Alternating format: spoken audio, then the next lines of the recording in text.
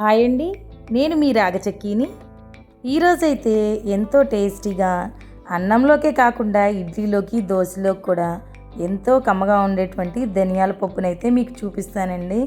ఏంటి ధనియాల పప్పు అంటారా? అవునండి, ధనియాల పప్పు.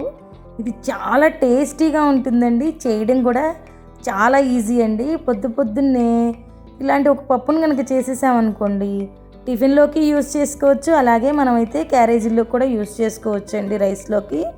దానికోసం అని చెప్పేసి ముందుగా అయితే ఒక గ్లాస్ వరకు పప్పును తీసుకున్నానండి. ఇప్పుడు నేను చూపించాను చూసారా, ఆ గ్లాస్తో అయితే తీసుకున్నానండి. దాన్ని 1-2 సార్లు అయితే శుభ్రంగా కడిగేసుకున్నానండి. తర్వాత 2 మీడియం సైజ్ టమాటాలను అయితే తీసుకొని పైన ఉన్నటువంటి ముచ్చికలను అయితే తీసేసుకున్నానండి. ఇంకేం ముక్కలుగా కట్ చేయాల్సిన అవసరం లేదండి దాన్ని. తర్వాత ఒక పెద్ద స్పూన్ వరకు అయితే ధనియాలను అయితే తీసుకున్నానండి. ఇది ధనియాల పప్పు కాబట్టి చాలా టేస్టీగా ఉంటుందండి. ధనియాల స్మెల్ తోటి ఈ పప్పు అయితే ఒకసారి ట్రై చేసి చూడండి మీరు కూడా. తర్వాత ఒక 1/2 స్పూన్ వరకు జీలకర్రని, కొంచెం చింతపండుని, పచ్చిమిరకాయలు తీసుకోవట్లేదండి, నేను ఎండుమిరపకాయలను అయితే తీసుకుంటున్నాను. ఇంకా కారం లాంటిది మనం ఏమి యూజ్ చేయము ఈ పప్పులోకి. ఒక 6-7 వరకు అయితే నేను ఎండుమిరపకాయలను అయితే కట్ చేసి తీసుకున్నానండి. తర్వాత ఒక రెబ్బ వరకు కరివేపాకుని వేసుకున్నానండి. ఇంకంతేనండి.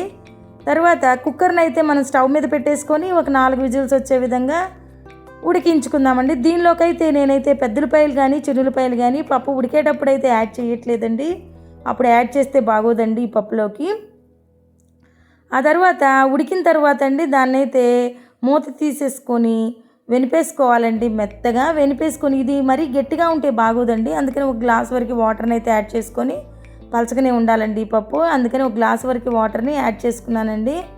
తర్వాత తాలింపుకి అయితే రెడీ చేసుకుందామండి. ఈ పప్పు కల్లా టేస్ట్ తాలింపు వల్లే వస్తుందండి, అందుకని తాలింపుని చాలా పర్ఫెక్ట్గా అయితే పెట్టుకోవాలండి.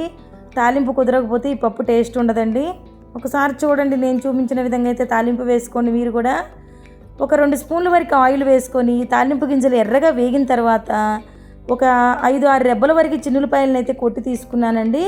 తర్వాత పెద్దలపాయని, ఒక మీడియం సైజు పెద్దలపాయని సన్నగా ముక్కలుగా కట్ చేసుకున్నానండి. పెద్దలపాయలు, చిన్నులపాయలని, కరివేపాకుని, ఎండుమిరపకాయలని వేసుకొని తాలింపు అయితే పెట్టుకున్నాను. చూశారు కదా, పెద్దలపాయలు ఏ విధంగా అయితే వేగాలో బ్రౌన్ కలర్కి అయితే రావాలండి ఖచ్చితంగాను, లేకపోతే టేస్ట్ ఉండదు ఈ పప్పు. ఆ విధంగా బ్రౌన్ కలర్కి వచ్చిన తర్వాత ఉల్లిపాయలని, పప్పునైతే తాలింపు అయితే పెట్టేసుకుందామండి. చూసారా, ఎంతో టేస్టీగా ఉండే ధనియాల పప్పు అయితే రెడీ అయిపోయిందండి. దీన్ని తాలింపు చేసిన తర్వాత ఒక్క 2 నిమిషాలు ఉడికించుకోండి, చాలా కమ్మగా ఉంటుంది. తర్వాత కొంచెం కొత్తిమీరని అయితే యాడ్ చేసుకోండి, పప్పుకి మరింత టేస్ట్ అయితే వస్తుందండి కొత్తిమీరని యాడ్ చేసుకోవడం వల్ల.